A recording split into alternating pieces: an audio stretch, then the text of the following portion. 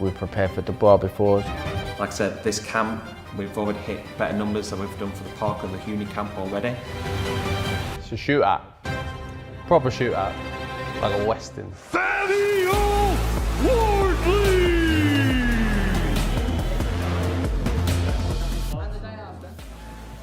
As someone that prides themselves on challenging anyone, taking on anyone, not ducking no one, will take on the biggest and best challenge out there.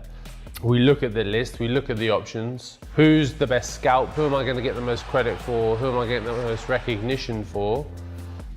Daniel Dubois.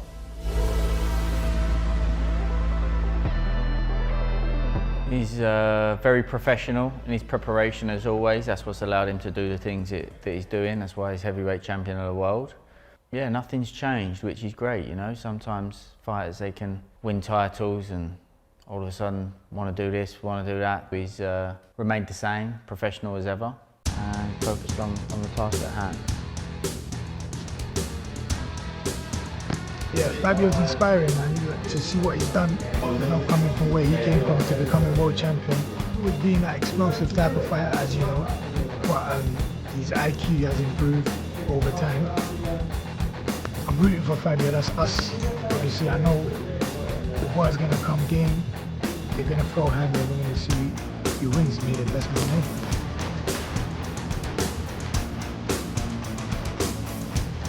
People are making comparisons between how big of punches we are and our power and things like that. That's going to be a factor in this fight as well, with kind of who lands first and who lands clean. And then once that happens, who takes the shot better?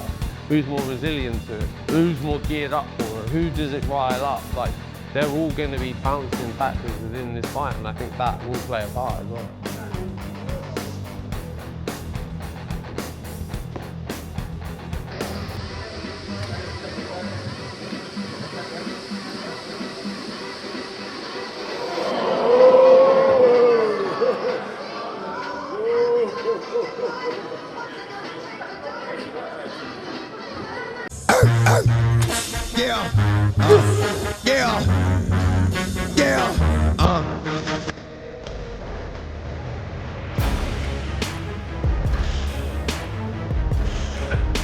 Yes! Oh, come on. What?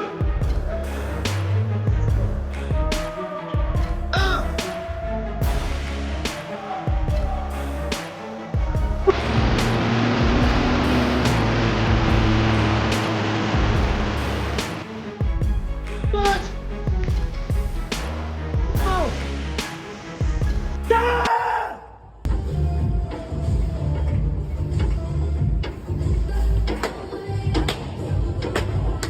10 seconds. Ah! Nice. Deontay Wilder versus Anthony Joshua. Joshua. Mike Tyson versus Oleksandr Usyk. Usyk. Lennox Lewis versus George Foreman. Lewis. Tyson Fury versus Muhammad Ali. Ali. Anthony Joshua versus Oleksandr Usyk. Usyk. Lennox Lewis versus Muhammad Ali. Ali. Oleksandr Usyk versus Muhammad Ali. Oh. Ali.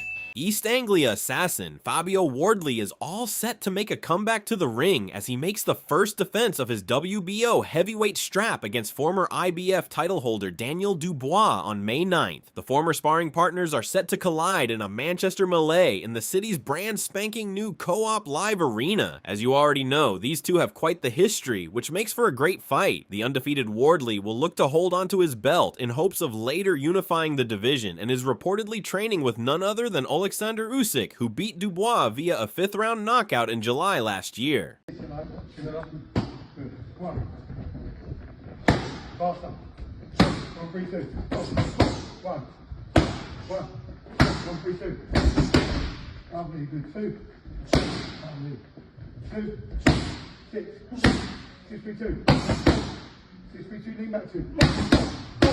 let's go.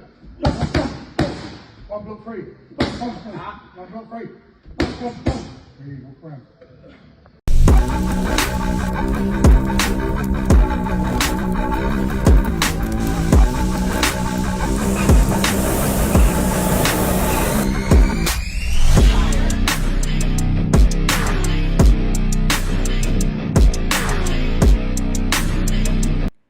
Wardley vs. Dubois is a great fight for British boxing fans.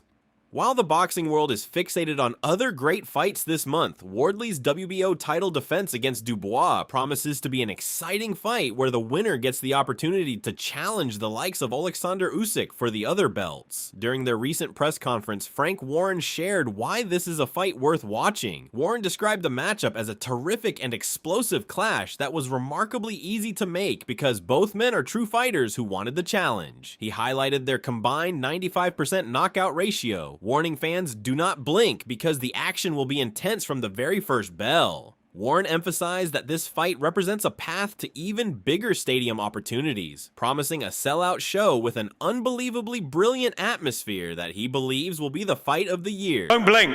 40 knockouts between them with a 95% KO ratio. I, for one, thought Fabio might get a soft defense. Daniel might get a little warm-up back from Usyk. But no, Frank, no. We get the battle of the big boys. How on earth did you make this happen? It's a terrific match.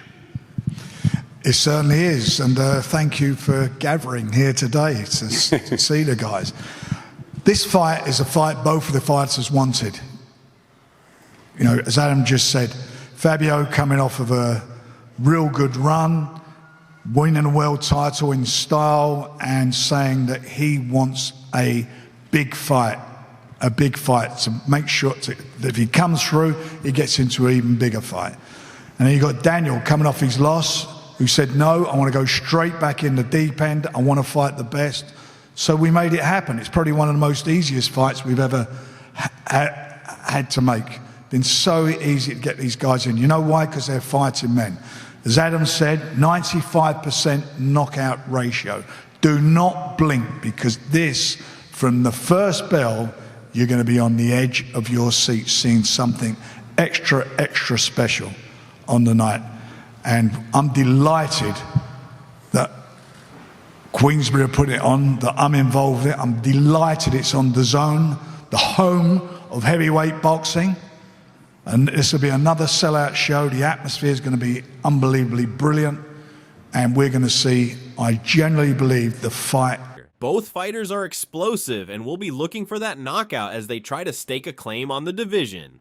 Dubois was one of the rising stars of British heavyweight boxing at one point, but he has since slipped since that knockout loss to Usyk. He now looks to get back in form and prove to the world that he's here to be great. During the presser, Dubois expressed that at this stage of his career, he needs major challenges and big names. He stated he is more motivated than ever and did not need a warm-up fight before returning to battle. Confident in his experience and pedigree, he believes his skill set will be the deciding factor. Ultimately, he aims to showcase devastating power and secure a knockout victory to regain a world heavyweight title. You share a ring with Oleksandr Usyk at a packed-out Wembley Stadium. You've been in with AJ Hergovich. You come back, and this isn't easy. You go straight back into the fire. Did you need that? Did you need a challenge like that straight away? Yeah, definitely. I need challenges now where I'm in my career. I need the big names and the big fights, and you know, I'm going to be fully up for this more than I've ever been before. Yeah, this excites me. No warm-up fight needed, straight into battle. Nah. All experiences I've had in the past have prepared me well for this moment. You have had the experience as a professional, being in with so many big names. Do you think that might be the difference come May the 9th? Yeah, my experience, my skill set, and just this, you know, pedigree, what I have, you're gonna see on the night. And do you think it has to be a knockout either way? Yeah, heavyweight boxing's knockouts, but I want to show my skills, you know, showcase what maybe you haven't seen before from me, and yeah, do it in amazing, you know, devastating fashion. As for Fabio Wardley, it's worth mentioning that he's achieved champion status in the weirdest ways possible. If you don't know, Oleksandr Usyk relinquished the WBO heavyweight title after being ordered to face Wardley. Wardley, who won the WBO interim title with an 11th round stoppage of Joseph Parker, was then elevated to full WBO champion. During the presser, Wardley expressed immense pride in achieving his goal of becoming a world champion, especially given his unconventional journey in the sport where he was was frequently doubted, he attributed this success to the unwavering faith and support of his dedicated team. Now focused on his title defense, Wardley aims to continue facing the biggest challenges to ensure he is remembered as a fearless fighter. Fabio, the WBO championship of the world in front of you. Before I ask any more, how does that feel to be champion after your journey in this sport, which has been one of the most unusual ever? Yeah, look, obviously it feels fantastic. It's a fantastic thing to achieve in amongst my career, and like you say, especially kind of where I came from in terms of where I started and how things went. I think any boxer that gets into the professional game, at some point they want to obtain a world title, and I'm immensely proud of myself for being able to achieve that and pull that off. But it's not just me, it's the team around me, the support, the faith, the belief, because like you say, I've been doubted at every turn, or every step has been a step too far, and I've kept the key people shoulder to shoulder with me, side by side, same team, same people who have always kept the faith. And look, and we've got all the way here to a world title, and now on to a fantastic defense. And speaking of Dubois, he explained that he chose him as his opponent because he wanted the toughest challenge available. He noted that beating a top-tier name like Dubois would provide the most credit and solidify his legacy. Wardley emphasized that he avoids easy paths and always takes on the biggest fighters to prove his world champion status. I sold out Portman Road, then it was the O2 against Joseph Parker. They don't come much tougher. You got the title. In the old days, maybe a nice first defense, a little simpler. This is very tough. How highly do you rate Mr. Dubois? Yeah, look, I rate him very highly, and that's the reason I picked him as an opponent. Like you say, it's a voluntary, which means I had my pick of the litter, I had my choice, and I picked him out. I chose him because, look, I looked at the roster, I looked at the list of names, and I said, that's the best name on the list. That's the best fighter out there. That's the best fighter available. He's the one I'm going to get the most credit for in terms of taking that scalp and taking that win. And I think, as evidenced by my career as a whole, I'm not one to take the easy route. I'm not one to take the smooth path. I want to be remembered as a fighter who never ducked no one, who never shied away from a challenge, who always took on the biggest and best comers. And I think that's the best way to manage a career, but that's the right way to go about being a world champion. We've already mentioned that Wardley sparred Daniel Dubois in the past. During an interview, Wardley talked about the sparring, admitting that Daniel got the better of him about 8 years ago, but he dismissed its relevance to their upcoming fight. He noted that at the time, he had only been boxing for 3 years, while Dubois had been training since childhood. Wardley emphasized how much he has evolved as a fighter since then, and exposed Dubois' defensive leaks. Furthermore, he contrasted their mentalities, stating that while Dubois has shown a tendency to quit when under pressure, Wardley possesses a character that refuses to give up, regardless of how intense the fight becomes. I would say that you've probably been in positions where the flames have been hotter than Daniel has, but you haven't taken the route that some would label Daniel has. What is the difference between you two? Why have you never taken that knee, as people would say? It's just not in me. It's not my character. I'm not built like that. I'm different. Like, I would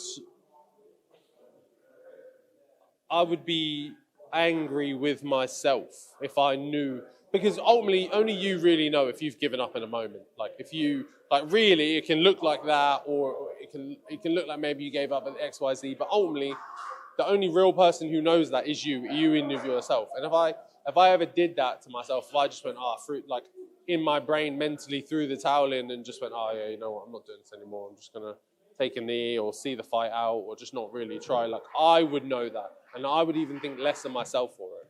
You didn't want to fist bump you? Yeah, I know. Like, I didn't get it because we did a face-off, like, not long before, fist bump me after that, all good. And then a few cameras come out and now he doesn't want to fist bump me. Like, I was just trying to be nice and respectful, but I guess not. You two and him sparred before? Yeah, a long time ago. When I was first starting out, I don't even know if I'd had my debut or something by then, maybe the 1 or 2 fights professionally, but yeah, we sparred a long time ago. How'd it go? He got the better of me. Yeah, speaking of. A lot of people admit that. Hey? A lot of people would openly admit that. Like, I don't care. I'm not going to take no stock in something that happened 8+ years ago when I'd laced up a pair of gloves for a total of probably 3 years. And Daniel had been boxing since he was like 10 years old. Like, I'm not going to make them two comparisons and think it's any different. If anything, it shows how much I've come on in that short space of time versus him. Part of your team believe that Ben Davis and Lee Wiley believe that Daniel is susceptible to an uppercut. They wanted Anthony Joshua to throw that shot. Unfortunately, Anthony Joshua couldn't land that shot, and it meant that he was knocked out. Are you someone who thinks you can land that? Do you think Daniel's susceptible to that shot? Yeah, look, there's no one punch I think he's susceptible to. I think there's a multitude. I think his defence is actually quite leaky. And that's coming from someone who maybe doesn't have the best defence themselves as well. Like, I'm just being honest and speaking plain, but yeah, I think there's a lot of holes there to exploit, and an uppercut maybe being one of them. Both fighters were on the Talk Sports panel ahead of this clash, and both of them promised to give their best in the ring. During the show, Dubois expressed absolute confidence that he will knock out Fabio Wardley on May 9th, citing his elite skills and 24/7 dedication to boxing as the primary factors for his victory. He views this as his biggest fight yet, with the opportunity to become a two-time champion and a legend. His coach, Don Charles, supported this, predicting a devastating finish based on Dubois' formidable knockout record. You're going to knock him out. You have no doubt about that. No. Performance, skills, footwork, everything. Just all on the night. I'm going to just show what I've got. No one has managed to do that to Fabio Wardley yet. What makes you so confident that you're the man that will do that? I'm confident. You know, regardless, this is what I do. I live the life, boxing 24/7. So when they say I've got a name and a date, I'll just lock in. What will it mean to you, Daniel, if indeed you do become two-time heavyweight champion? That's history. That's massive. That's history. That's going down as a legend, and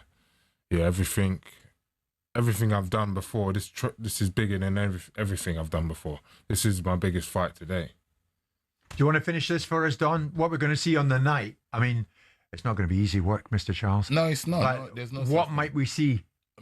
Daniel always, this is from his own statements, in a devastating fashion, it will take Fabio out. His record suggests so, his knockout percentage. As for Wardley, he just can't stop exposing Daniel's weaknesses going into the fight. In his analysis, Wardley did accept Dubois as a solid boxer with heavy hands, but argued that his punches are often loaded and predictable. While acknowledging Dubois' experience against top opponents, Wardley identified several exploitable flaws in his defense. He also questioned Dubois' mental fortitude, suggesting that if he applies pressure and gets in his face early, the fight could quickly snowball against Dubois as early as the second or third round. I think in your mind's eye that you will have been in with anyone that hits as hard as he does. I mean, he's at one particular point, he was, denoted as Triple D because it's dynamite. He knocks people out.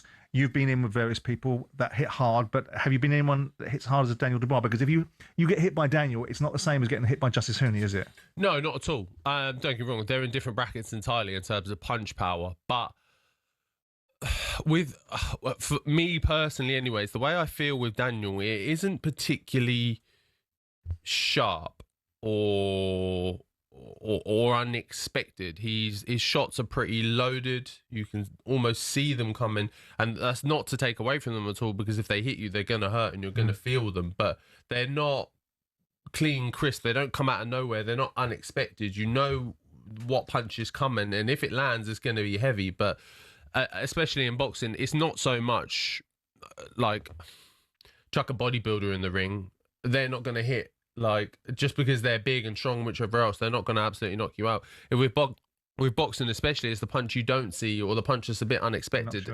And in that area, I think he's lacking slightly. Fabio Wardley seems confident about his chances against Daniel Dubois.